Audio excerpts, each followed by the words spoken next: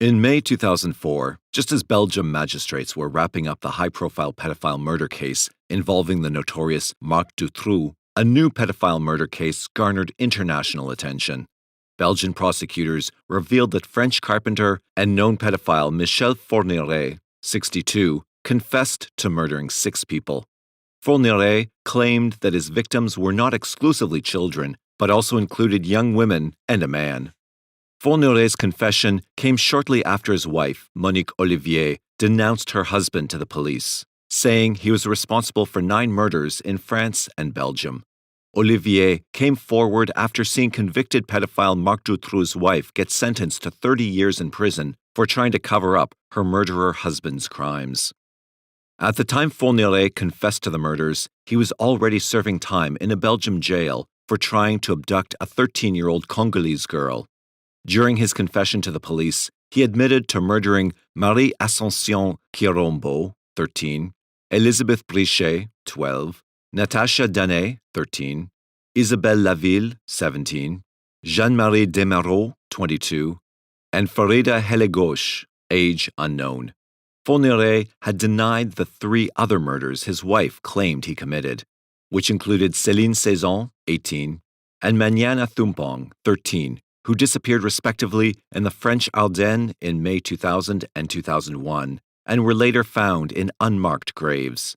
Another victim that Olivier claims her husband murdered, although he denied it, is the former couple's au pair, who remains unidentified but is believed to have been 16 and of Belgian origin. Olivier claimed that she came to find her husband and the babysitter naked and that he strangled the young girl to silence her. Olivier told police that she was not involved in any of the crimes, although she was aware of them. When her husband told her he was going out to hunt, she knew it meant he was looking for another victim. Fourniret allegedly would drive around looking for potential victims. When he would spot a vulnerable woman or young girl, he would lure her into his car and then later kill her. Even though Olivier claimed to have not been involved in the abductions and murders, police believed that she played a vital role.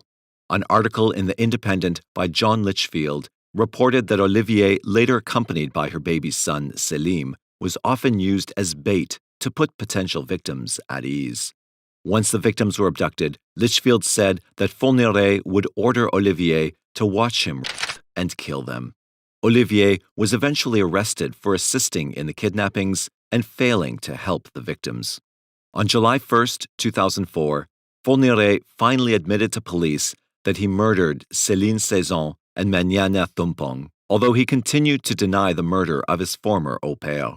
Moreover, he claimed to have robbed and shot an unidentified man at a French highway rest stop.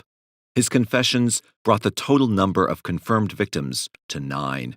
Police suspected that Fourniret was likely responsible for many more deaths, not only in Belgium and France, but also in other European countries. From early on in the investigation, Dutch police revealed that they were trying to establish a link between Fourniret and several unsolved disappearances and murders in the province of Limburg. The cases bore many similarities to those in which Fourniret was known to have been involved. Moreover, he was known to have visited the area around the time of the disappearances and murders.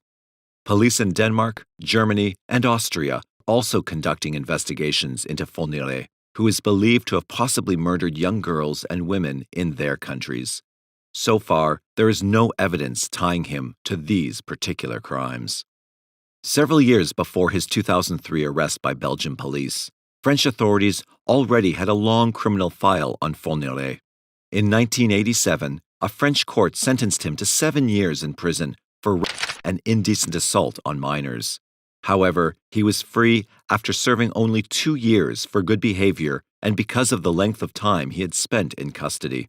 Following his release, Fourniret moved to Belgium and took a temporary job in a school lunchroom. Over the years, he worked at a series of other jobs, yet was unable to hold a position for long. It's not unusual for a serial killer to have difficulty keeping a job. Searching for victims often takes precedence over the routine of everyday work. Fourniret had a string of convictions for sexual assault and dating back to the 1960s. He had been arrested possibly for sexual offenses, on 4 separate occasions between 1996 and 2001, and released each time due to lack of evidence. Litchfield also stated that Fourniret confessed to murdering women and girls between 1987 and 1990, and in more recent years, yet denied killing anyone between 1990 and 2000. Fourniret claimed that during his alleged active periods, which added up to 5 years in total, he murdered 2 girls a year. If his story is correct, then his total number of victims would be 10, which is 2 more than what he confessed to. Conversely, police believed that he murdered 2 girls a year over a 15-year period, which would bring the number of victims to approximately 30. The exact number of women he murdered may never be known, but some believe that there could have been up to 40 or more victims. According to Litchfield, Fourniret targeted mostly virgins. He claimed that when Fourniret went hunting and knew he would bring back a girl or woman, he would dig a 3-meter-deep grave in advance. Some of the graves were dug on his property in the French Ardennes, which he bought shortly after his release from prison. The money he used to buy the property was allegedly stolen from one of his victims. While Fourniret was serving time in a French prison, he met fellow inmate Pierre Hellegouache. Pierre was involved in the far-left militant group Action Directe, which was responsible for a series of bomb attacks in France during the 1980s. Fourniret learned that the group's war chest of some $30,000 worth of gold coins was being held by Pierre's wife, Farida. When Fourniret was released from jail, he tracked Farida down, stole the cache of money, and then murdered her. The money was used to buy 32 acres of land in Donchéry, which housed an 18th-century castle. Shortly after his confession, Fourniret and his wife led the police on a search of his property to look for some of the bodies he buried there. On July 3, 2004, Fourniret and Olivier led police to 2 separate areas of ground on the couple's property where 12-year-old Elisabeth Brichet and French student Jean-Marie Desmarot were buried. Both young women had gone missing in 1989. After a brief search, police located and unearthed their partially preserved remains. When the bodies were disinterred, Fourniret showed no emotion. It's unclear whether there are other victims buried in the area. Yet, on July 6, 2004, Fourniret confessed to throwing the body of 17-year-old Isabelle Laville into a well. The well is thought to be located on or near the property. Litchfield reported that Olivier and Fourniret abducted Laville as she was walking home from school in Auxerre, France, before being raped and murdered. Olivier also informed police where to find the body of the couple's former au pair, which she said was located in the garden of the previous house in southern Belgium, near the French border. However, a search of the 2 areas that Olivier identified revealed no bodies. Even though investigators were frustrated, they said that they would continue to search for the girl's body at a later period, when more details to her exact location are known. If the girl's body is ever found, it would bring the total number of Fourniret's known victims to 10. Despite the lack of evidence, Fourniret has been charged with her murder. Many of the families of the murder victims are angered that Fourniret was not caught earlier. They believed that had he served his entire 7-year sentence, there would have been far fewer murders. Moreover, had they been alerted to the fact that a pedophile rapist lived in their region, they would have had the chance to take precautionary measures that could have possibly prevented the deaths of their loved ones. At the time Fourniret was released from prison, there were no laws to ensure the traceability of sexual offenders. So, there were no failures of the system, given the judicial context at the time. Since then, new laws have been passed which make it obligatory to follow up on sexual delinquents, and a national registry of sex offenders was instated in late 2004. However, what is also of great importance is establishing better communication and cooperation among EU police forces so that criminals who commit cross-border crimes can be more easily tracked and prevented from committing more crimes. France issued a European arrest warrant asking Belgium to hand Fourniret over to French authorities because the vast majority of his crimes were committed in their country. Yet, Belgium refused to give Fourniret over until they were finished questioning him over the murders committed in their region. French authorities were then forced to go to the prison in Nivelles, Belgium, to interview the man whom many refer to as the Ogre of the Ardennes. One of the cases investigators were anxious to question Fourniret about was that involving the murder of a young girl named Joanna 14 years earlier. On the morning of May 17, 1990, Patrice Bardot, an unemployed garbage collector, traveled from his home in the French village of Moneteau to the nearby Yonne River for a day of fishing. Not long after he arrived, he noticed something floating in the water. Initially, he believed it to be a bobbing barrel, but as he drew nearer, he was shocked to see it was a nude human body. Bardot immediately flagged down a woman jogging on a nearby path and alerted her of the gruesome find. The jogger then ran to a cafe where the police were called.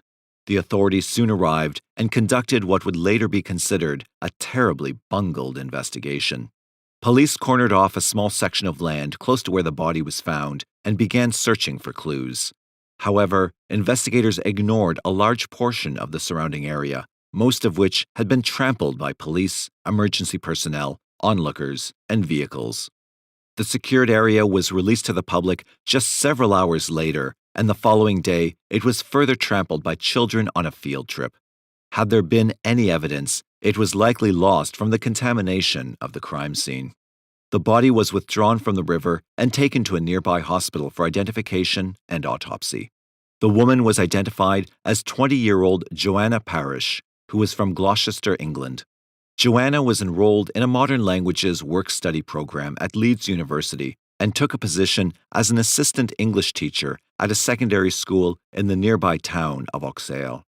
She was working on a bachelor's degree in modern languages at Leeds University. At the time of her death, she was only 1 week away from completing her posting. An autopsy revealed that Joanna had been drugged, tied up, beaten, and strangled before being dumped into the river. It was suspected that her body had been in the water for only several hours prior to it being found. Even though the body was discarded in broad daylight, police were unable to find any witnesses. They believed that whoever murdered Joanna was probably familiar with the area and could have even resided in the immediate vicinity. Yet, police were unable to produce any suspects. Joanna had a friend named Janet visiting from Canada around the time of her death. Janet claimed that Joanna placed an advertisement in a local newspaper offering English lessons. She planned to use the money to fund a holiday trip with her fiancé. Investigators learned that a local man responded to Joanna's ad by phone and was interested in hiring her to teach his teenage son. They made arrangements to meet at 7 p.m. on May 16th at the town square in Auxerre. Tierce suggested that on that day, Janet joined Joanna on her trip into town and they walked around for a while before they separated at around 6:30 p.m. Joanna went to meet the man at the town square. It was the last time Janet ever saw her again. Joanna never told Janet the name of the man she was planning to meet. Several weeks after her body was discovered, Joanna was buried in Gloucester.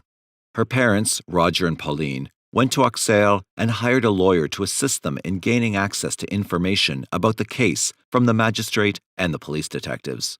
They wanted to closely follow the investigation, hoping that it would eventually lead to the apprehension of their daughter's murderer. Their expectations were quickly shattered when they realized how inadequately the case was being handled. At the time, Roger and Pauline didn't know that their daughter's murder was not an isolated case.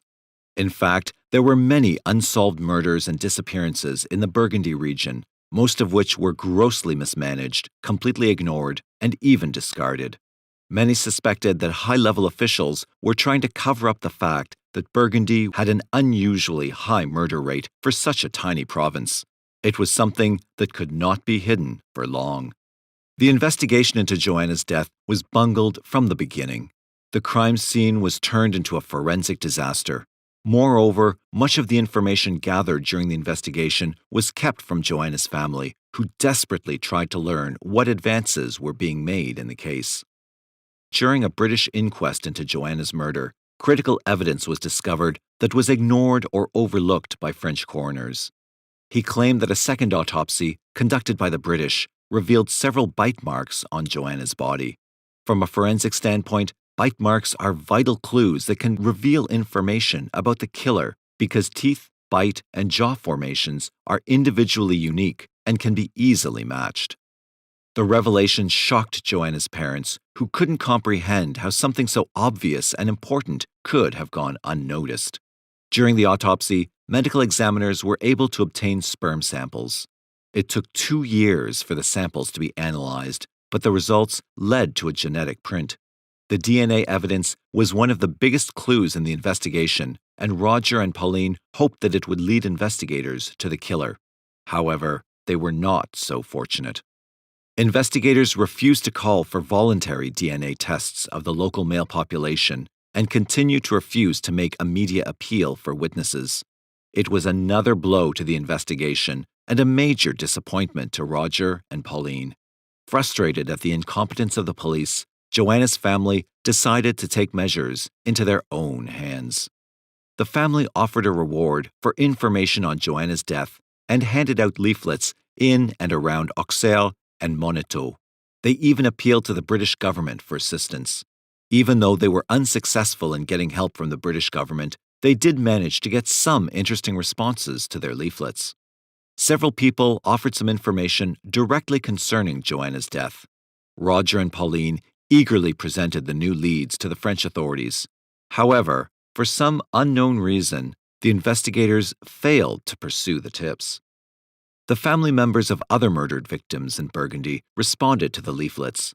Like Roger and Pauline, they were angered because they also felt as if the investigators were mishandling the cases of their deceased loved ones, including that of Danielle Bernard, 39, Sylvie Baton, 24, and Isabelle Laville, 17, who were murdered near or in Auxerre between 1987 and 1990.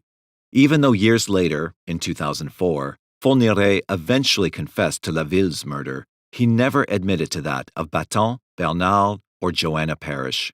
At the time, there were no real suspects in the case or any of the other 13 unsolved murders and disappearances of women in the Auxerre region over the last 30 years. Roger and Pauline tried to obtain Joanna's case files so they could bring in outside help to assist in the investigation.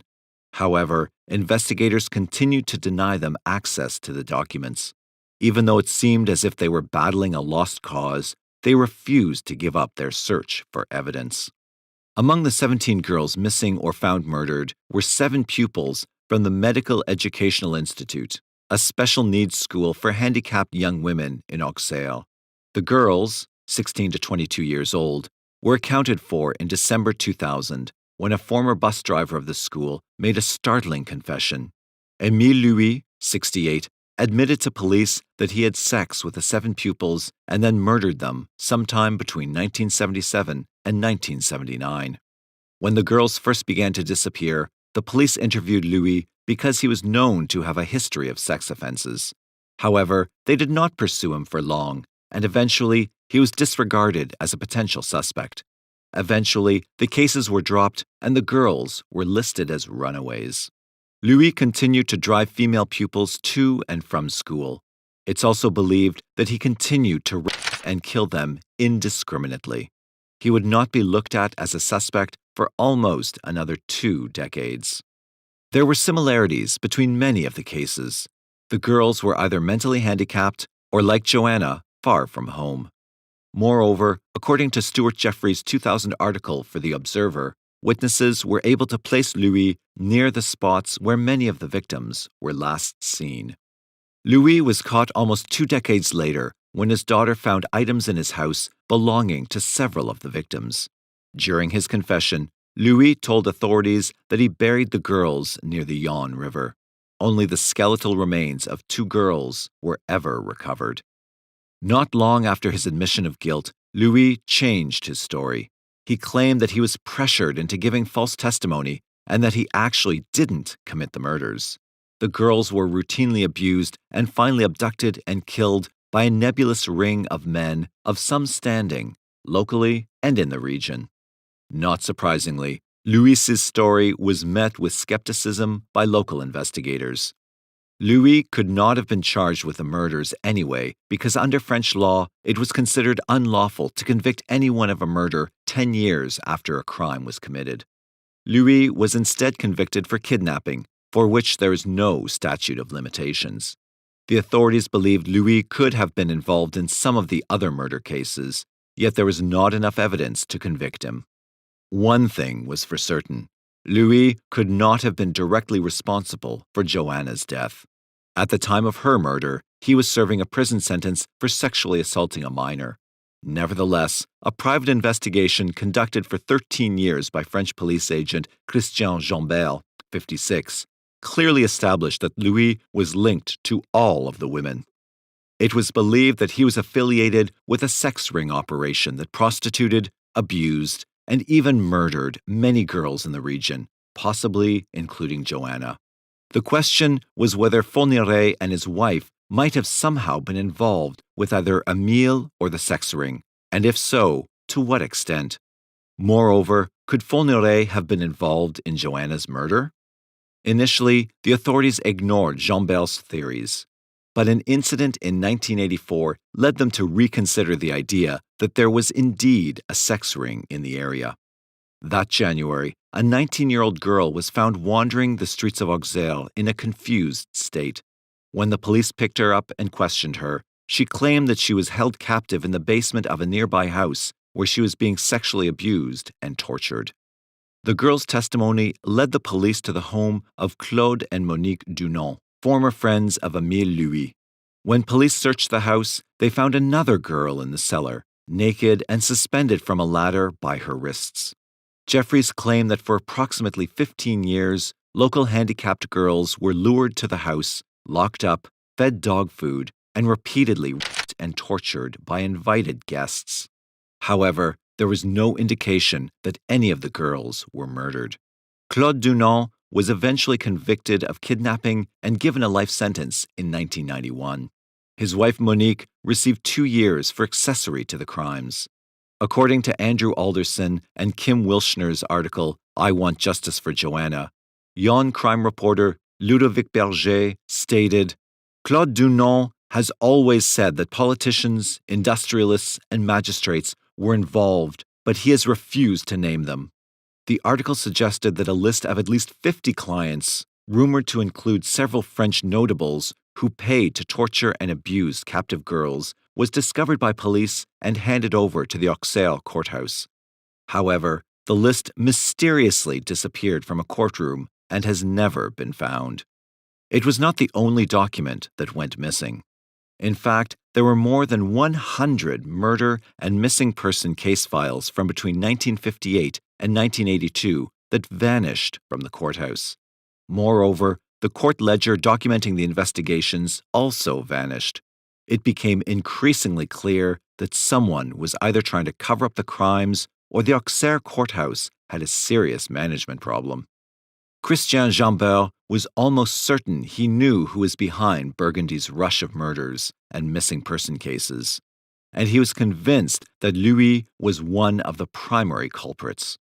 Fourniret was never mentioned as a suspect, but later there was suspicion that he might have been somehow involved. Jambert kept meticulous notes and diaries concerning the cases, along with the evidence he collected over the years. In 1997, he made preparations to present his findings during a new inquiry. Unfortunately, he never got the chance to reveal what he worked so hard to acquire. In August of that year, just several days before the inquiries were scheduled to begin, Jambert was found dead in the basement of his Auxerre home. An autopsy revealed that he died from a single gunshot wound to the head. Medical investigators claimed that Jambert had a history of depression. It was believed that his poor mental state prompted him to end his life.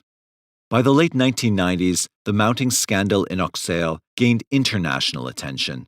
People were shocked by the negligence exhibited in the investigations and the fact that more than 100 files, mostly of missing women, had disappeared from Auxerre's courthouse.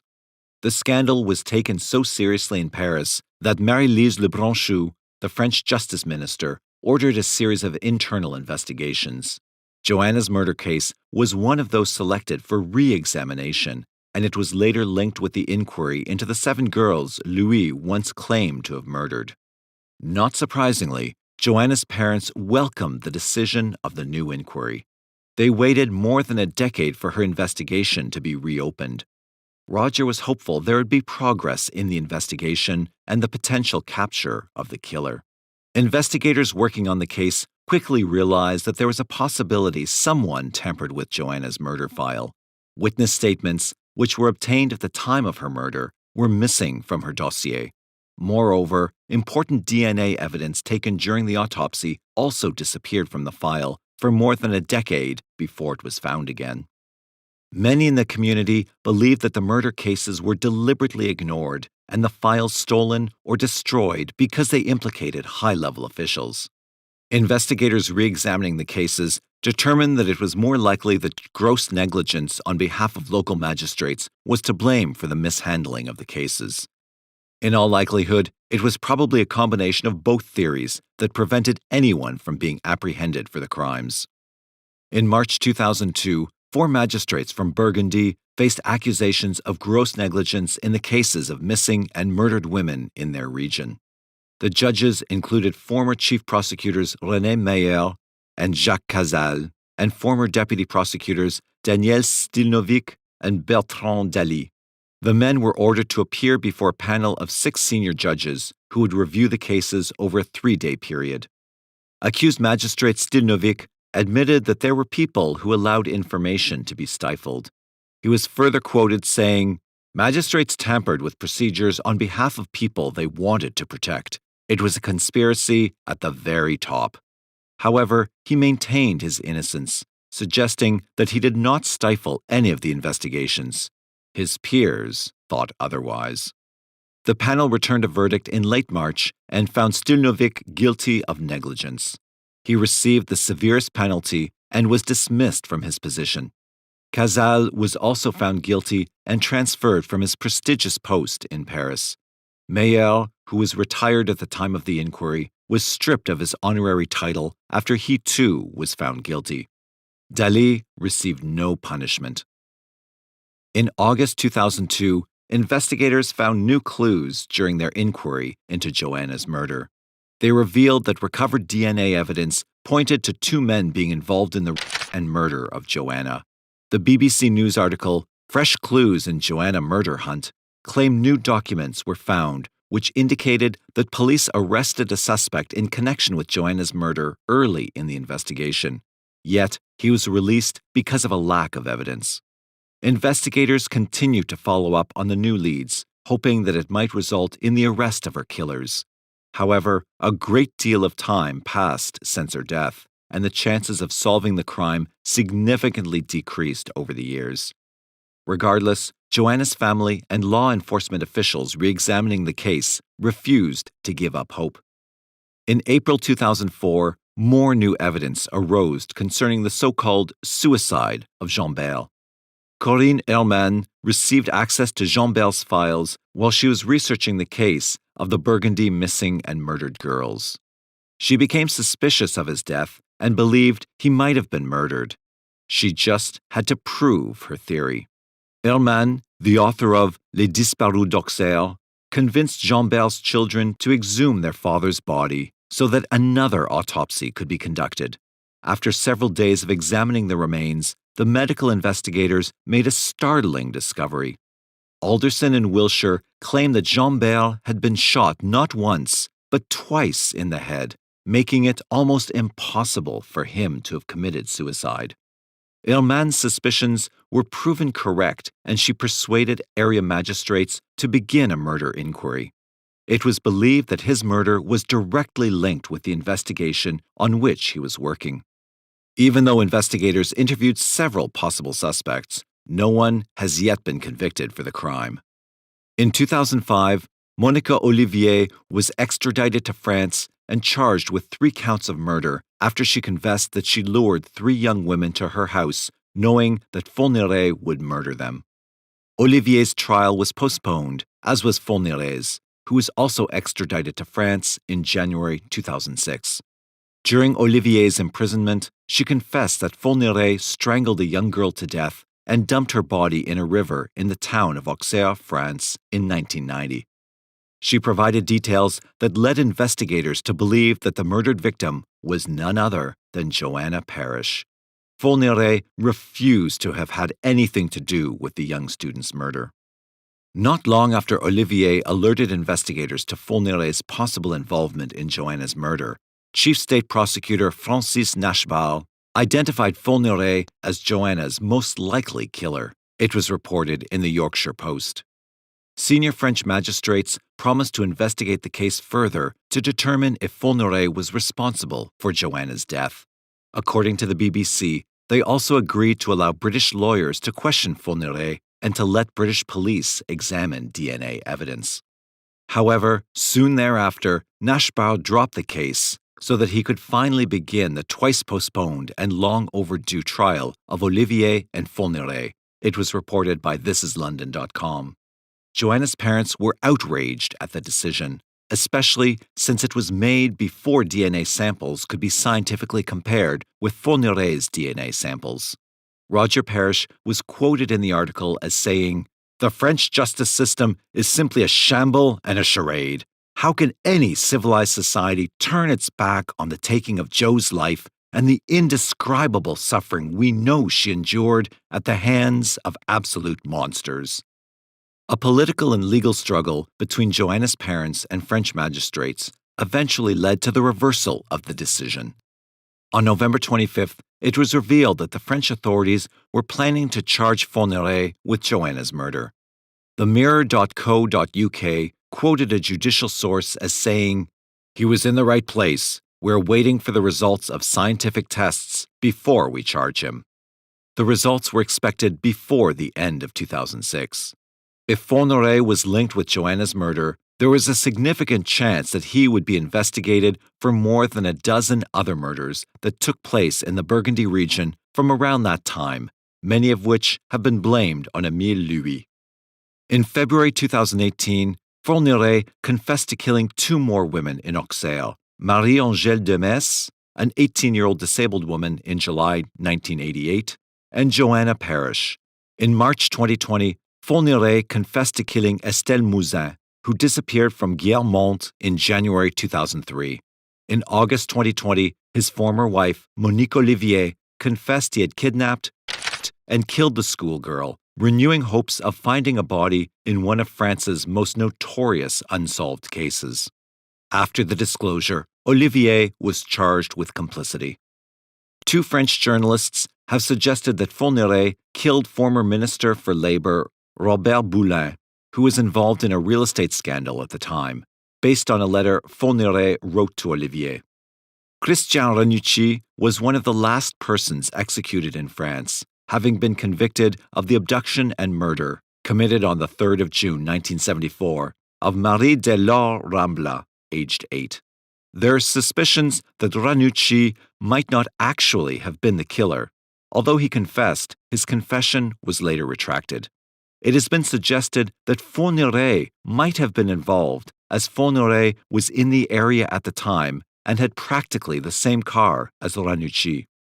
Analysis of photographs, however, suggests that the man in photographs produced for covering Ranucci's trial in March 1976 could not have been Fourniret, who, contrary to this man, did not wear glasses yet. Furthermore, Fourniret denied having been around the Marseille area when the crime took place on June 3, 1974, and claimed he worked in Paris. Fourniret was also named the Virgin Hunter. Although it is unclear where this nickname came from, it is alleged that Olivier promised Fourniret to help hunt virgins for sport, in return for Fourniret helping Olivier to murder her first husband, which never took place. The rape of women assumed to be virgins is a recurring theme in the way Fourniret operated, something which he considered sport. Belgian public prosecutor Anne Tilly gave a chilling report of Olivier's accusations against Fourniret. He would say to his wife, "I'm going out hunting. So there you have it. I'm going out, and you know very well what it means. I'm going to look for a young girl, pretty, maybe virgin." Then he brought her home, kept her 2 or 3 days, her and then strangled her.